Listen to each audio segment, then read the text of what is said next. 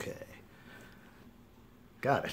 All right. So, trying to make this video here regarding imagery language. I tell people all the time, imagery language is the biggest issue in the Bible. It is problem number one, I guess we'll say. It's problem number one. I tell folks all the time, Bible prophecy is fulfilled. The reason that people don't recognize its fulfillment is because of imagery language.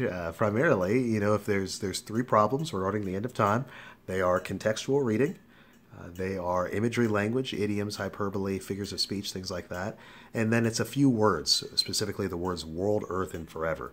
These are the whole problem regarding the end of days. If an individual can get these three things straight, the Bible will change before your very eyes, and you will suddenly recognize that you're not a part of the events that are happening, and the fulfillment is happening to someone else. So the biggest issue, though, as I've said in numerous instances, is imagery language.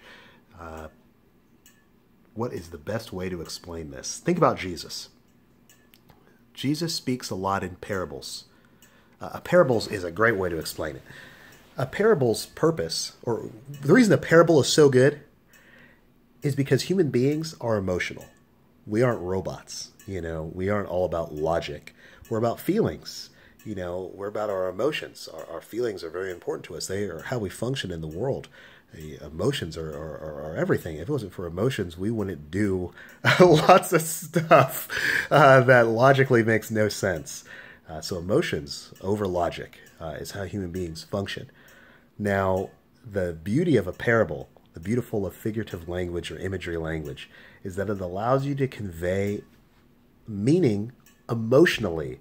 It allows you to engage the emotions of another person. The beauty of a parable is that you tell a story that has all the details of the story have nothing to do with the current situation that you're a part of.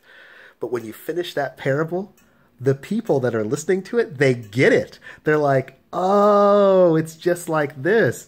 That's why I say, man, Jesus is something else, man. He's out there talking to the Pharisees about the vineyard, for instance. And he's explaining, a guy set up a vineyard, and he dug it all out real well and put this wine press and everything inside there. And then he left, and then he sent some people after some time had passed to come collect, the fruit of his labor. And they beat that guy, and he sent another guy, they beat him, and they beat these people and killed some of the individuals. And then finally he sent his son. And then what do when they send the son out to him, they kill the son too. What do you think the father will do when he comes back? And the Pharisees, they're all right there, just on beat. They're like, he will destroy that guy. You're reading about the end of time, and guess who the end of time is happening to? Who's the father coming to? The same people who killed his son. The end of time is happening to them. That's the beauty of a parable, is that the people that are listening to it, that know the situation that's happening, they get it inside their own selves. Just like those Aesop fables. What's the moral of the story? Well, you see all the details, you're like, well, the moral of the story is such and such a thing. It's the emotion, the engagement of the emotion. That's the beauty of imagery language, and unfortunately, it's lost on us in the Bible. I think, of course, I wrote a whole post on this, so I have that link down there regarding the imagery language. I'm trying to make these videos a little bit faster than I have been, make them not as long as they've been. But let's get into an example. So take Isaiah chapter 11. This is probably one of my favorites in the Bible. Isaiah chapter 11 has the famous prophecy of a wolf lying down with a lamb. A leopard is with goats. Bears are with cows, And of course, it sums the whole thing up with little children, even infants, playing with venomous snakes, vipers. Now, it says that there is no harm and no hurt to any of them inside of my holy mountain. So many people look at this as an unfulfilled biblical prophecy. They're saying, well, the world still has carnivores. Wolves are still eating lambs, and a leopard is definitely going to eat a goat. So has this prophecy been fulfilled? Well, no, if you're looking at it from a straight up literal standpoint, but that's not what the prophecy is. The Bible is about people, It's all about people. It's about real people, okay? So when you're looking to understand a prophecy like this, you should consider that the Bible's mostly about people, not about animals. Well, guess what? Jew and Gentile are one in the Messiah. This is the fulfillment of this prophecy, which in imagery language is being portrayed to you as being a wolf and a lamb lying down together. Do you see what I mean? Jew and Gentile were separate.